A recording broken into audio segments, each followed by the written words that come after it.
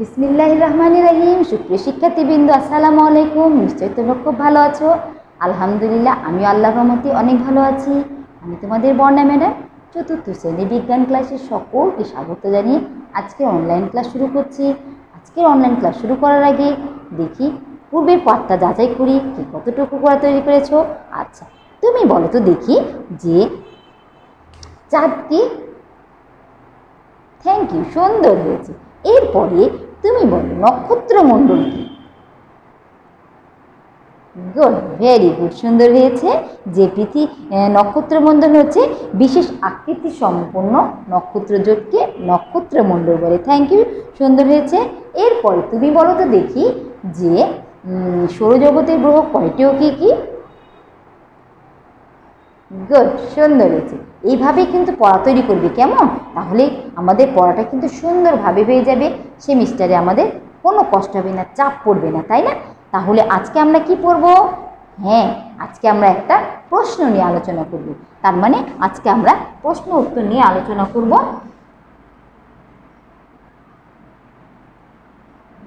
আজকে আমাদের প্রশ্ন উত্তর আলোচনা, প্রশ্ন উত্তর আলোচনা।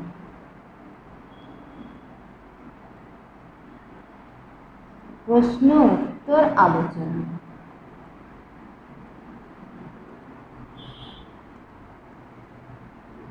তাহলে প্রশ্নটা কি লিখে ফেলি? আচ্ছা, থ্যাংক ইউ। তাহলে প্রশ্নটা আমাদের হচ্ছে, চাঁদের কয়টি দশা আছে বর্ণনা করো।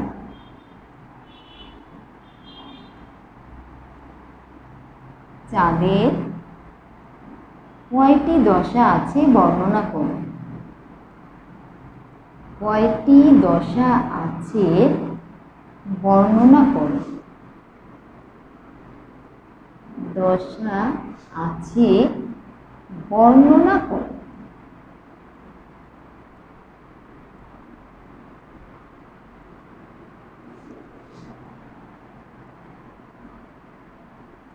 তাহলে চাঁদের কয়টি দশা আছে বর্ণনা করো, এই প্রশ্ন নিয়ে আজকে আমরা আলোচনা করব। চলো তাহলে আমরা অবশ্যই নোট করে নিবে। চলো আমরা তাহলে লেখার সাহায্যে এই প্রশ্নটা সুন্দরভাবে সমাধান দিই। তাহলে আমরা কি করে লিখবো? লেখার আগে কি মনে আছে? হ্যাঁ, অবশ্যই আমরা নং প্রশ্নের উত্তর লিখবো। নং প্রশ্নের উত্তর লিখে আমরা কি করব বলো তো? হ্যাঁ, নিচে একটা সুন্দর করে দাগ দিতে হবে। তাহলে আমাদের খাতার ডেকোরেশনটাও সেই সাথে আমাদের হয়ে যাবে, তাই না? তাই তোমরা অবশ্যই আমার এই কথাটা অবশ্যই মেনে নিবে। সকলেই খাতা ডেকোরেশন যেন খুব সুন্দর হয়। এভাবে দিয়ে কি কয় আঙ্গুল ফাঁক? অবশ্যই এক আঙ্গুল ফাঁক রেখে এখানে কি করবে? এখানে ক দিয়ে তারপর উত্তর লেখা শুরু করবে। তাহলে আমরা শুরু করি। চলো আমরা তাহলে লিখি কি আমাদের কয়টি দশা আছে? হ্যাঁ, আমাদের 8টি দশা আছে। আর চাঁদের কয়টি দশা? চাঁদের হচ্ছে 8টি দশা। চাঁদের 8টি দশা রয়েছে। চাঁদের 8টি দশা রয়েছে। 8টি দশা রয়েছে। দেখো আমি কিন্তু এক আঙুল পরিমাণ ফাঁক রেখে দিয়েছি, তোমরা অবশ্য এই অনুযায়ী করার চেষ্টা করবে। তাহলে চাঁদের 8টি দশা রয়েছে। তারপরে কি লিখব? তারপরে দেখো চাঁদের উজ্জ্বল অংশের আকৃতির পরিবর্তনই হচ্ছে চাঁদের দশা। চাঁদের উজ্জ্বল আকৃতির, চাঁদের উজ্জ্বল অংশের আকৃতির পরিবর্তনই হচ্ছে চাঁদের দশা। উজ্জ্বল অংশের আকৃতি পরিবর্তনই হচ্ছে চাঁদের দশা।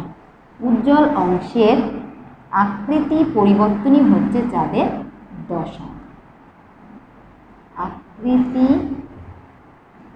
পরিবর্তনই হচ্ছে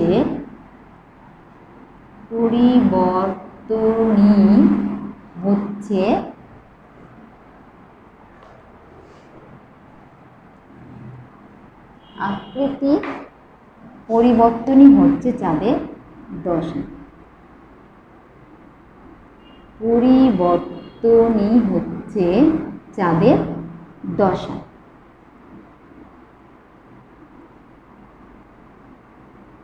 দশার মানে হলো পর্যায়, তাই না? চাঁদের দশা। তাহলে এইভাবে আমাদের চাঁদের দশার পরিবর্তন হচ্ছে।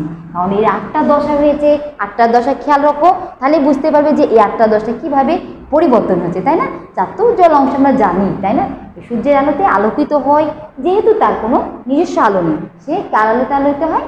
হ্যাঁ, সূর্যের আলোতে আলোকিত হয়। তাহলে চাঁদের উজ্জ্বল অংশের আকৃতি পরিবর্তনই হচ্ছে চাঁদের দশা। এখন দেখো প্র্যাকটিক্যালি কথা, যে আমরা যদি প্রতি রাতে চাঁদ পর্যবেক্ষণ করি, তাহলে কি করব?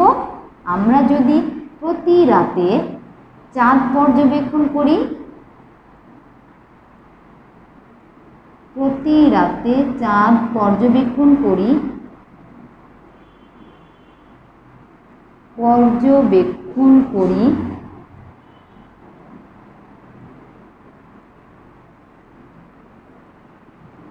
আমরা যদি প্রতি রাতে চাঁদ পর্যবেক্ষণ করি, তাহলে কি হবে? যে তাহলে দেখতে পাবো চাঁদের আকার,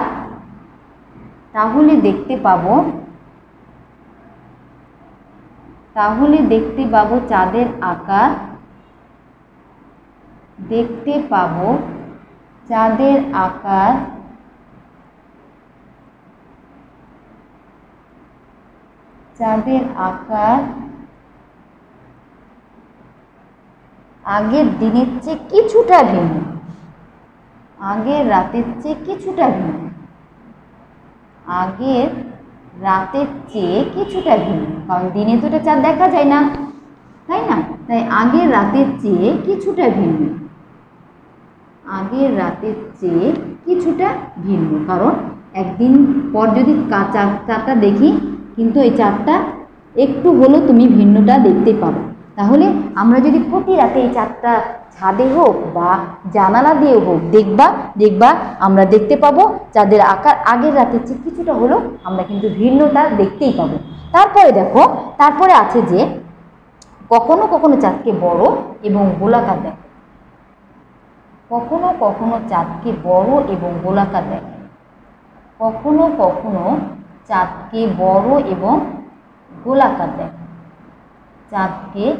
বড় এবং গোলাকার দেখায়।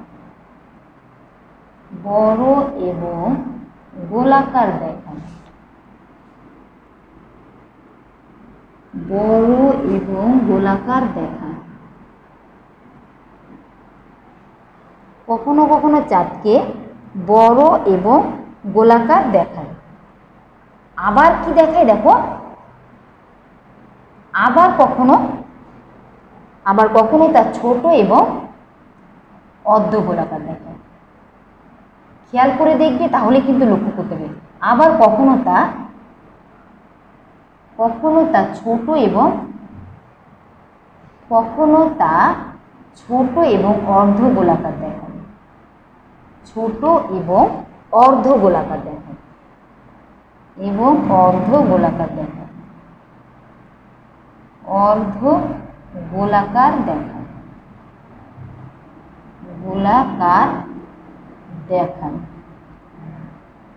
তাহলে দেখো, আমরা এই রূপ পরিবর্তন করব কখনই যখন আমরা এই চাঁদটা দেখব, না হলে কিন্তু আমরা এর রূপ পরিবর্তন আমরা দেখতে পাবো না। শুধু চিত্র দেখলেই হবে, তোমরা প্র্যাকটিক্যালি অবশ্যই দেখবা এর পরিবর্তনটা দেখতে পারলে এর বর্ণনাটা সুন্দর করে লিখতে পারবে। তাহলে দেখো, চাঁদের 8টি দশা রয়েছে। চাঁদের উজ্জ্বল অংশের আকৃতি পরিবর্তনই হচ্ছে চাঁদের দশা।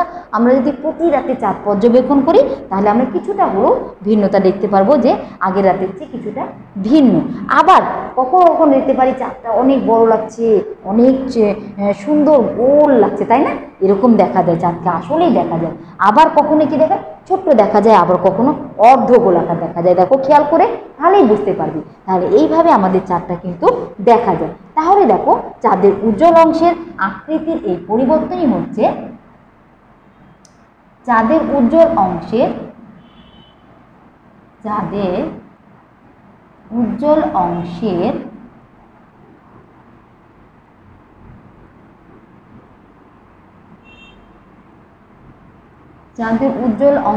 আকৃতির এই পরিবর্তনই হচ্ছে চাঁদের দশা। চাঁদের উজ্জ্বল অংশের আকৃতির এই পরিবর্তনই হচ্ছে চাঁদের দশা। আকৃতির এই পরিবর্তনই হচ্ছে চাঁদের দশা। পরিবর্তনই হচ্ছে চাঁদের দশা। তাহলে দেখো আমাদের এই প্রশ্নটা সুন্দরভাবে হয়ে গেল। আমরা প্র্যাকটিক্যালি দেখব এবং সে সাথে আমরা একটু পড়েও নেব যে লাইনটা কিভাবে লিখতে হবে, তাই না? তাহলে দেখো অবশ্যই তোমরা প্র্যাকটিক্যালি দেখবে চারটা, নাহলে কিন্তু উত্তরটা কিন্তু মজা লাগবে না, তাই না? তাই অবশ্যই চারটা দেখবে, তারপরে উত্তরটা সুন্দর করে করবে। তাহলে আমরা আরেকবার পড়ি। তাহলে দেখো আমাদের চাঁদের কয়টা দশা রয়েছে? 8টা দশা রয়েছে। চাঁদের উজ্জ্বল অংশের আকৃতির পরিবর্তনই হচ্ছে এই দশা, এটা আমরা জানি। তারপরে দেখো আমরা যদি প্রতি রাতে চারটা পর্যবেক্ষণ করি তাহলে দেখতে পাবো যে আগের রাতের চেয়ে কিছুটা হলেও ভিন্ন। তারপরে দেখো যে কখনো কখনো চাঁদকে বড় এবং গোলাকার দেখায়, আবার কখনো একটু ছোটও দেখায়, আবার অর্ধ গোলাকারও দেখায়। চাঁদের উজ্জ্বল অংশের এই আকৃতির পরিবর্তনই হচ্ছে চাঁদের দশা। তাহলে প্রশ্নটা কি সহজ লাগছে না কঠিন লাগছে? হ্যাঁ, সহজ লাগবে। যদি তুমি আরও চারটা দেখো আর লিখো তাহলে কিন্তু তোমার এটা আরও সহজ লাগবে। তাহলে এই চারটা অবশ্যই দেখবে এবং সেই সাথে একটু বইটাও পড়ে নেবে, তাহলে তোমার সুন্দর উত্তর লেখা সহজ হবে। আচ্ছা, যেহেতু কারো কোনো প্রবলেম নাই আমি একটু ধরি। আচ্ছা, তুমি বলো তো দেখে চাঁদ কতদিনে তার দশাটা পরিবর্তন হয়? হ্যাঁ, 28 দিনে। Thank you. এরপরে বলো চাঁদের কয়টি দশা? হ্যাঁ, 8টি দশা। তাহলে আমরা এইভাবে এগুলো জানলে আমরা এর বর্ণনা সুন্দর করে লিখতে পারবো, তাই না?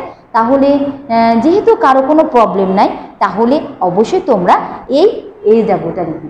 চটপট এইচডাব্লিউটা বের করে নাও খাতাটা। তাহলে আমরা লিখবো কিন্তু এটা এইচডাব্লিউ সুন্দর করে, আমি যেভাবে লিখেছি তোমরা আমার থেকেও ভালো করে লেখার চেষ্টা করবে। চেষ্টা করেছি সুন্দর করে লেখার, তারপরেও পচা হয়নি নাই, তাই না? তাহলে তোমরা এইভাবে সুন্দর করে লেখার চেষ্টা করবে এবং লং প্রশ্ন উত্তর লিখে অবশ্যই এক আঙুল ফাঁক রেখে তারপরে সুন্দর করে লিখবে। তাহলে খাতাটা দেখতে কিন্তু অনেক সুন্দর লাগবে। তাই আসো আমরা সুন্দর করে লেখার চেষ্টা করি এবং লাইনটা যেন সোজা হয় সেটারও চেষ্টা করবো, কেমন? তাহলে তোমরা সবাই সুন্দর করে এইচডাব্লিউটা লিখে তারপরে গ্রুপে সুন্দরভাবে ছবি তুলে তারপরে পাঠিয়ে দিবে, কেমন? প্রত্যেকে পাঠাবে কিন্তু ভুলবে না। যা আবার আগামী ক্লাসে কিন্তু আমি আরেকটা বড় প্রশ্ন নিয়ে হাজির হব।